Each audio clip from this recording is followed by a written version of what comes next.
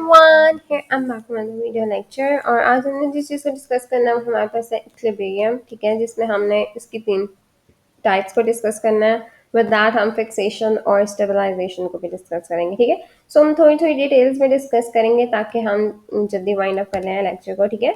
सो majorly equilibrium हमारे पास एक ऐसे पोजीशन, एक बॉडी की एक ऐसी पोजीशन होती है जो हम एक रेस्ट या एक न्यूट्रल पोजीशन आप कहते हो, जब आप पे फोर्सेस लग भी रही हैं लेकिन आपकी बॉडी अपनी स्टेबल उसी पोजीशन में रहे, that is basically called as equilibrium, ठीक है।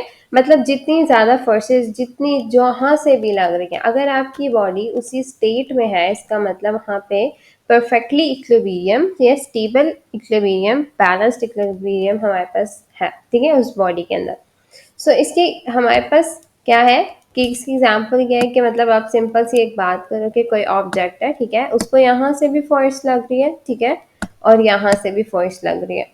तो दोनों साइड से बेशक जितनी मर्जी फोर्स लग रही है, पर अगर वो फोर्स एक दूसरे पे बैलेंस्ड है, जब हमने पहले भी डिस्कस किया था इस चीज़ को, अगर वो फोर्सेस दोनों साइड से बैलेंस्ड है, दैट मीन्स कि हमारे पास इक्विलिब्रियम मेंटेन है, ठीक है। तो हमारे पास इक्विलिब्रियम पोजीशन बॉडी की है।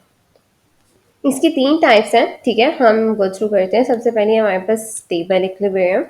स्टेबल इक्विलिब्रियम जो होती है ना, तब होती है जब फोर्सेस ना लाइक रिस्टोर करी होती हैं बॉडी को, ठीक है। When forces tend to restore, आप ये कहते हो कि बेसिकली हमारे पास if the forces acting upon a body at rest tend to its restore it to its original position after it has been displaced, the body is said to be stable equilibrium, ठीक है। ये उन्होंने कहा कि आपके पास forces जो किसी body पे अगर लग रही हैं, अगर रेस्ट स्टेट पे हैं, तब वो अपने आप को रीस्टोर कर लेती हैं अपनी ओरिजिनल पोजीशन पे, अगर डिस्प्लेस हो भी जाती हैं, ठीक है, और वो रीस्टोर कर लेती हैं, दैट मीन्स कि बॉडी अपने स्टेबल इक्विलिब्रियम में मेंटेन है। The condition of equilibrium is more stable when the centre of gravity is as low as possible, ठीक है। सेंटर ऑफ ग्रेविटी हमने लास्ट में डिस्कस किया था। तो सेंटर ऑफ ग्रेविटी हमारे पास बेसिकली क्या था, ठीक है, एक ऐसा पॉइंट था जहां पे हमने कहा अर्थ ज्यादा अट्रैक्ट कर रही थी उसको, ठीक है, किसी भी बॉडी को, जहां वो एक ऐसी पोजीशन जहां पे सबसे ज्यादा हमारे पास बेसिकली ग्रेविटी का इफेक्ट आ रहा था, ठीक है। वो बेसिकली हमारे पास पॉइंट था या मेजर एरिया था, सेंटर था किसी भी बॉडी का। अगर सेंटर ऑफ ग्रेविटी कम से कम होगी तो body more to more stable होगी, ठीक है। उन्होंने कहा लो एज पॉसिबल, तो हमारे पास क्या होगा, उतनी हमारे पास बॉडी स्टेबल होगी, ठीक है। अगर हमारे पास and the line of gravity falls near the centre of an extensive base, ठीक है, उन्होंने कहा लाइन ऑफ ग्रेविटी जितना हो सकता है करीब लाए करे सेंटर के, ठीक है, तो ये हमारे पास किसी भी बड़ी बेस में या इसमें उसमें मिड में लाई करती है तो बॉडी इतनी ज़्यादा स्टेबल होती है, ठीक है।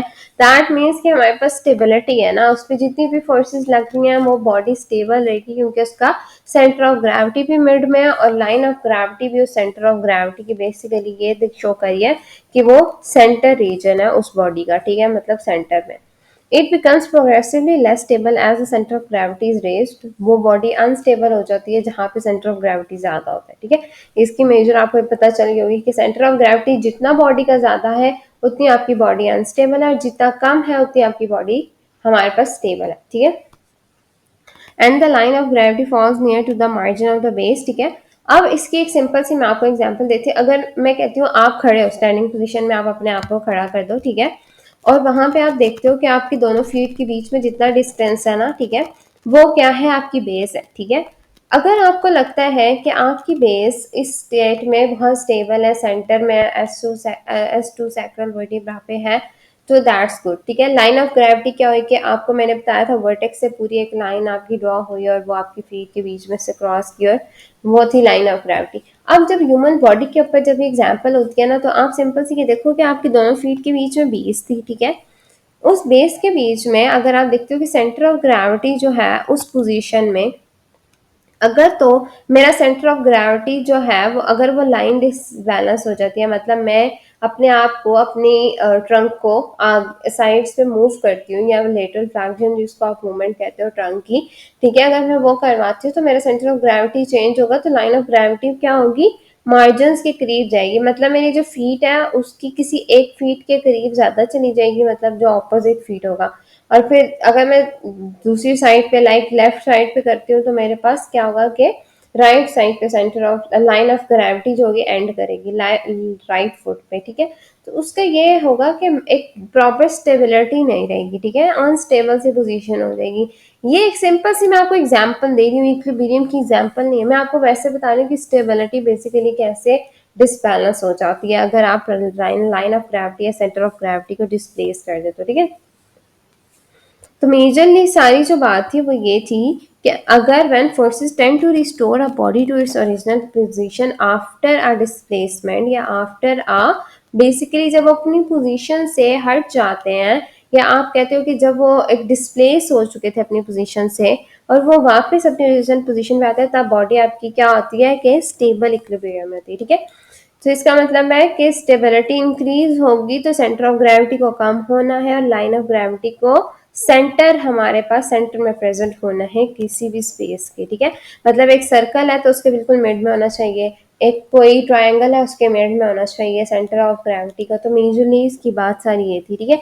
कॉर्नर्स पे नहीं जाना चाहिए, लाइक किसी और कॉर्नर के करीब नहीं जाना चाहिए, बेसिकली ये बात है।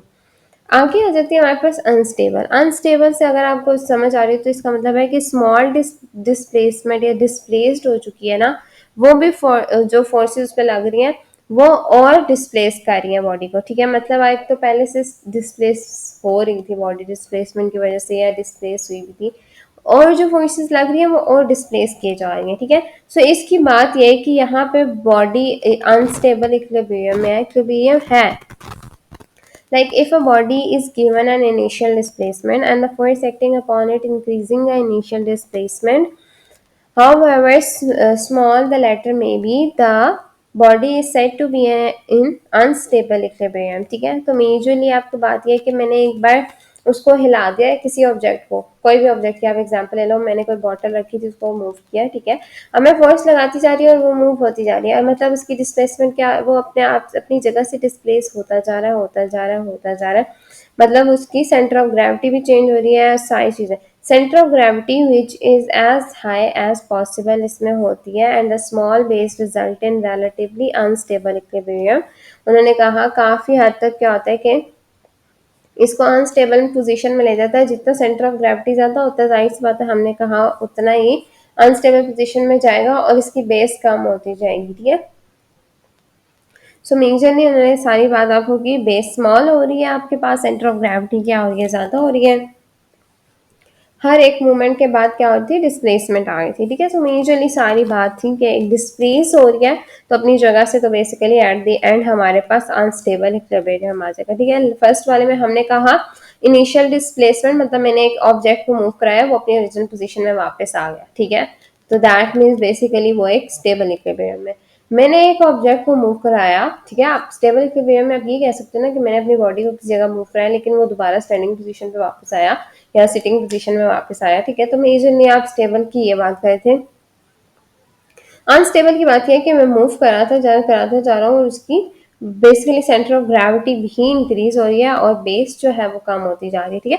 सेंटर ऑफ ग्रेविटी और बेसिस को हमने लास्ट में डिस्कस किया था, तो उसका कॉन्सेप्ट आप थोड़ा क्लियर कर लोगे ना तो काफ़ी हद तक आपके लिए चीज़ें ईजी हो जाएंगी, ठीक है।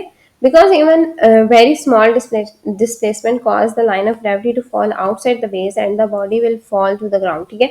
जैसे ही हमारे पास बेसिकली ये हमें सिंपल सी बात पता है कि लाइन ऑफ ग्रेविटी जैसे ही बेस से बाहर चली जाती है, जो उसकी एक प्रॉपर बेस जिसको हमने डिस्कस किया था बॉडी की क्या बेस होती है, अगर हमारे पास ये देखो, अगर मैं कहती हूँ मेरी बॉडी की बेस इतनी है, मतलब कोई भी चेयर है उस चेयर के चार क्या होते हैं हमारे पास लेग्स होती हैं, उन चार लेग्स के बेसिकली बीच में हमारे पास बेस थी। अगर तो मैं कहती हूँ कि इतनी लाइन ऑफ ग्रेविटी बाहर चली जाती है कि वो बाहर ही चली जाती है तो वो चेयर गिर जाएगी, बेसिकली इसको कहते हैं सिंपल सी unstable equilibrium. Majorly unstable equilibrium की एग्जांपल ये होती है कि टो सिटिंग में जब सॉरी टो स्टैंडिंग में जब बंदा चला जाता है तो इसकी एग्जांपल होती है हमारे पास टो स्टैंडिंग, ठीक है। मेजरली हमारे पास जो होती है ना आपके पास इसकी एग्जांपल टो स्टैंडिंग होती है, मतलब एक बंदा खड़ा हो रहा है और टोस पे खड़ा है तो मतलब उसके अनस्टेबल हो जाती है वो पोजीशन, और एकदम से अगर आप उसी पोजीशन में रखोगे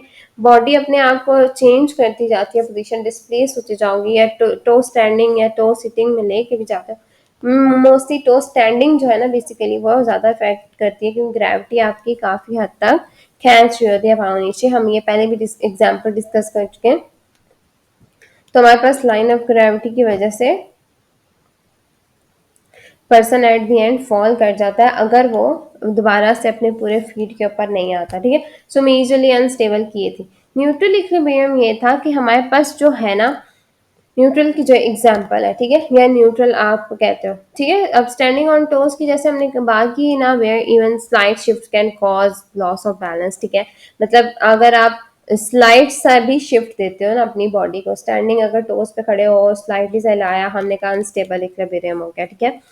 अब हमने कहा है कि न्यूट्रल इक्विलिब्रियम तब होता है जब बॉडी का सेंटर ऑफ ग्रेविटी जो होता है ना अनचेंज रहता है, ठीक है। मतलब सेंटर ऑफ ग्रेविटी चेंज नहीं हो रहा, बॉडी बेशक मूव करा रहे हो, ठीक है, बॉडी मूव हो रही है पर सेंटर ऑफ ग्रेविटी वही है। जैसे एक बॉल है, आप रोल कर रहे हो किसी फ्लैट सरफेस पे, रोल किए जा रहे हो, किए जा रहे हो, किए जा रहे हो, लेकिन उसकी सेंटर ऑफ ग्रेविटी क्या है, चेंज नहीं हो रही। बेसिकली ये हमारे पास कहते हैं कि प्लेन सरफेस पे अगर चेंज नहीं हो रही है कोई भी सेंटर ऑफ ग्रेविटी, तो उसकी एग्जांपल होती है हमारे पास, वो कहलाता है न्यूट्रल इक्विलिब्रियम। बेसिकली तीनों आपको आइडिया हो गया कि किस बेसिस पे ये, बेसिकली तीनों इक्विलिब्रियम की टाइप सेंटर ऑफ ग्रेविटी की बेसिस पे, ठीक है। एक में सेंटर ऑफ ग्रेविटी जो है ना वो हमारे पास लो होता है तो स्टेबिलिटी है, अगर हाई होता है तो स्टेबिलिटी कम हो जाएगी, जैसे हमने सॉरी स्टेबल वाले में डिस्कस किया, ठीक है। अनस्टेबल में सॉरी अनस्टेबल में जब हमने डिस्कस किया तो सेंटर ऑफ ग्रेविटी हाई होगी है, तो बेसिकली हमने वही बात की, स्टेबिलिटी डिक्रीज होगी, सेंटर ऑफ ग्रेविटी हाई हो जाएगी, ठीक है। न्यूट्रल में हमने डिस्कस किया कि सेंटर ऑफ ग्रेविटी पे कोई इफेक्ट नहीं आएगा, वो एक इक्वल ही रहेगी, तब हमारे पास न्यूट्रल इक्विलिब्रियम आता है, ठीक है। सो मेजरली ये सारी चीजें थी। अच्छा, अब हमारे पास जो एक पॉइंट मेजर है ना, ठीक है, उन्होंने कहा stability of the human body, ठीक है। लाइन पोजीशन में सबसे ज्यादा होती है, ये हम पहले भी डिस्कस कर चुके हैं, ठीक है। ये कम होती जाती है जितना सेंटर ऑफ ग्रेविटी ऊपर की तरफ जाता जाता है।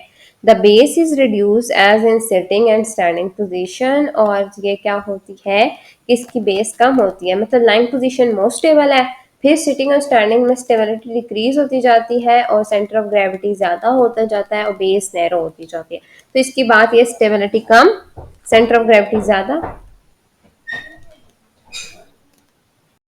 ओके, नेक्स्ट हमारे पास है फिक्सेशन और स्टेबलाइजेशन। फिक्सेशन हमारे पास बेसिकली किसी भी ऐसी स्टेट को कहते हैं जहाँ पे हम किसी चीज़ को इमोबाइल कर देते हैं, ठीक है। इमोबिलिटी या स्टेबलाइजेशन की स्टेट जो होती है ना वो हमारे पास होती है फिक्सेशन, ठीक है। अच्छा, दो तरह की फिक्सेशन होती है, एक एक्टिव फिक्सेशन होती है जो हमारे मसल्स इट्स सेल्फ दे रहे होते हैं हमें, ठीक है, जॉइंट्स को इट्स सेल्फ, ठीक है। और दूसरी होती है पैसिव, जो आफ्टर किसी भी क्या कहते हो आप, बेसिकली फ्रैक्चर्स के बाद या आपको स्टेबलाइजेशन या फिक्सेशन दी जाती हैं पीओपीज लगा के, या आपको मैनुअल प्रेशर्स दे के, स्ट्रैप्स यूज करके, सैंड बैग्स के थ्रू, तो ये पैसिव फिक्सेशन होती है, ठीक है। एक्टिव फिक्सेशन होती है वहाँ पे, यहाँ पे ना लिखा है को कंट्रैक्शन ऑफ मसल्स, ठीक है। बेसिकली को कंट्रैक्शन ऑफ मसल्स, जब जॉइंट के दोनों ऑपोजिट साइड्स पे जो मसल्स प्रेजेंट है ना, जब वो कंबाइन एक्टिव हो जाते हैं ना, बेसिकली उस केस में क्या होती है हमारे पास एक्टिव फिक्सेशन होती है, और ये आपकी बॉडी के अंदर होती है, ठीक है। इट्स सेल्फ जब आपकी बॉडी को स्टेबलाइजेशन चाहिए होती है ना किसी एक जॉइंट पे, तो वहाँ पे दोनों साइड्स के मसल्स काम कर रहे होते हैं, ठीक है। कंपेयर टू दैट पैसिव जो हम दे रहे थे मैनुअल प्रेशर के थ्रू दे रहे थे, और वो हम कोई भी चीज़ यूज़ करते हैं, पीओपीज यूज़ की, स्ट्रैप्स यूज़ किए, सैंड बैग्स यूज़ किए, ताकि हम एक्सेसिव मूवमेंट को प्रिवेंट कर सकें, ठीक है। अब हमारे पास फिक्सेशन का मेन पर्पस क्या होता है कि बेसिकली हम प्रिवेंट कर सकें जॉइंट पे जो मूवमेंट्स हैं, ठीक है, उन मूवमेंट्स को प्रिवेंट कर सकें, पोस्चर्स मेंटेन कर सकें, कुछ जॉइंट की मूवमेंट्स को लोकलाइज कर सकें। जैसे हमारे पास फ्रैक्चर के केसेस में होता है तो हम सारे जॉइंट्स की मूवमेंट तो खत्म नहीं करते, समटाइम्स ऐसे होता है कि पीओपीज अगर शोल्डर जॉइंट का कोई फ्रैक्चर है तो, या शोल्डर की बोन कोई फ्रैक्चर हुई है, तो हम उस केस में क्या करते हैं कि शोल्डर में ज़्यादा ग्रैब करते हैं, एल्बो वगैरह होती है, बहुत से प्रोसीजर्स में एल्बो जॉइंट को भी इन्वॉल्व किया जाता है, लेकिन बहुत में आप इसको छोड़ देते हो। और रिस्ट पे आप कहते हो कि बेसिकली स्पेसिफिकली वहाँ पे मूवमेंट होती है ना वहाँ पे करवाते हो, ताकि आपके पास प्रिवेंट कर सको आप चांसेस कि वहाँ पे कोई भी ऐसी डिफॉर्मिटी ना हो जो हमारे पास, जैसे मसल एट्रोफी हो जाती है अक्सर आपके पास आफ्टर फ्रैक्चर, तो हमारे पास उसको प्रिवेंट करने के लिए आप डिफरेंट तरह से फिर पेशेंट को गाइड करते हो कि इस तरह से अपने स्पेसिफिक मूवमेंट्स परफॉर्म करनी है, ठीक है। फिर मसल की एफिशिएंसी को इन्हांस करने के लिए भी हम फिक्स करते हैं किसी जॉइंट के ओरिजिन को, ताकि हमारे पास जो हम पैसिवली मूवमेंट्स करा सकें उनको भी लोकलाइज करा सके, ठीक है। समटाइम्स हमें चाहिए होता है कि शोल्डर जॉइंट की मूवमेंट नहीं चाहिए, हम कह रहे हैं पेशेंट एल्बो पे ही मूवमेंट करे, तो हम शोल्डर को अपने हाथ से फिक्सेट करके या पैसिवली फिक्सेट करके फिर हम पेशेंट को कहते हैं कि हाँ अब आप जाओ और मूवमेंट परफॉर्म करो एल्बो जॉइंट पे एक्टिवली, ताकि उसकी एक्सेसिव मूवमेंट ना हो शोल्डर जॉइंट पे। तो मेजरली जो फिक्सेशन होती है ना वो इसी तरीके से होती है, लेकिन मेजर जो दो टाइप्स है ना वो यही है कि एक एक्टिव है एक पैसिव है। अब फिक्सेशन में स्टेबलाइजेशन को भी डिस्कस करते हैं कि स्टेबलाइजेशन जो होती है ना मूवमेंट में नॉन इन्वॉल्व एरियाज, ठीक है, creates a suitable background for movement, ठीक है। स्टेबलाइजिंग जब हम किसी ऐसे एरियाज पे स्टेबलाइज कर देते हैं जो हमें नहीं चाहिए, तो वहां पे हमारे पास एक किसी भी मूवमेंट को बैकग्राउंड देने के लिए, ठीक है। फॉर एग्जांपल अभी जैसे मैंने एग्जांपल बताई शोल्डर जॉइंट की, ठीक है, शोल्डर जॉइंट को हम स्टेबल इसीलिए कर रहे होते हैं ताकि हमारे पे जो हम, क्योंकि हमें शोल्डर जॉइंट पे मूवमेंट चाहिए नहीं ना, हमें फिर उसके एक्सेसिव मूवमेंट को एक्सेसरी मूवमेंट परफॉर्म करेगा, वो उसको इन्वॉल्व कर लेगा, कंपनसेटरी मैकेनिज्म ऑन कर देगा, ठीक है, जिसकी वजह से वहां पे शोल्डर पे मूवमेंट करना शुरू कर देगा ज्यादा और एल्बो की नहीं करेगा ड्यू टू एनी फियर, ठीक है। पेन हो सकता है, मसल की इट्स सेल्फ जो स्ट्रेंथनिंग है वो कम है, वीकनेस है, तो वो उसके वजह से टाइटनेस की वजह से पेशेंट क्या करते हैं कंपनसेटरी मूवमेंट शोल्डर पे परफॉर्म करेगा और एल्बो पे नहीं करेगा, तो इस केस में हमें फिर स्टेबलाइज करना पड़ता है ताकि हम मूवमेंट को स्टेबलाइज कर सकें और हम नॉन इन्वॉल्व एरियाज को जो होती है ना बेसिकली खत्म कर सके, ठीक है। तो एक सूटेबल बैकग्राउंड हमें चाहिए होता है एक्टिविटी को परफॉर्म कराने के लिए ताकि हम स्टेबलाइजेशन परफॉर्म करा सके, ठीक है।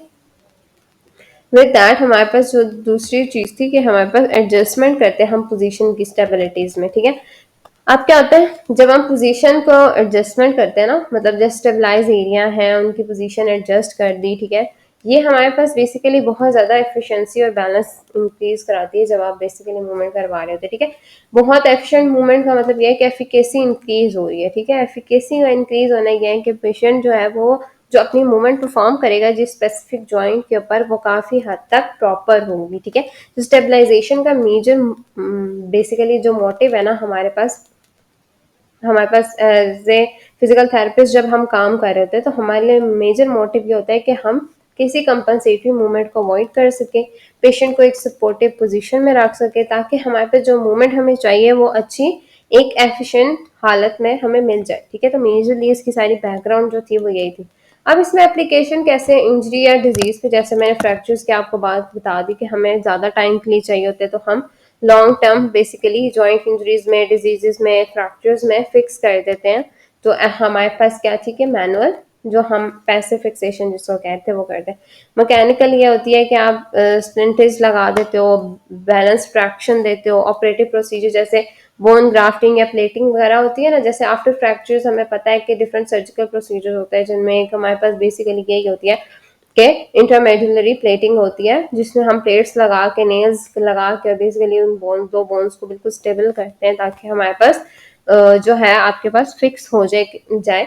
बेसिकली ये मैकेनिकल फिक्सेशन होती है, ठीक है। तो ये मेजरली फिक्सेशन का सारा मेथड यही है कि ये मैनुअल फिक्सेशन की ही अंदर आती है, ठीक है, जो आपने पैसिव फिक्सेशन को डिस्कस किया, तो ये उसी की बेसिकली टाइप होती है मैकेनिकल फिक्सेशन। और बेसिकली सर्जिकल प्रोसीजर काफ़ी डिटेल्ड होते हैं, बोन की ग्राफ्टिंग हो गई या बोन की प्लेटिंग हो गई, सेम इज दैट सारी चीज़ों में मेजरली हमारे पास जो चीज़ चाहिए होती है वो यही है कि हमें फिक्सेशन चाहिए होती है, जिनका एंड रिजल्ट हमें यही चाहिए कि वहाँ पे वो फिक्स रहे ताकि हमारे पास जब बोन है वो जुड़ जाए तब बेसिकली हम उसके बाद उनको रिमूव आउट कर दे। तो मेजर हमारे पास यही चाहिए था, ठीक है। तो ये हमारे पास थी एप्लीकेशन, ठीक है, जो हमारे पास बेसिकली फिजिकल थेरेपी में क्या थी। So thanks for watching. अगर कोई चीज़ समझ नहीं तो कमेंट सेक्शन में आप पूछ सकते हो।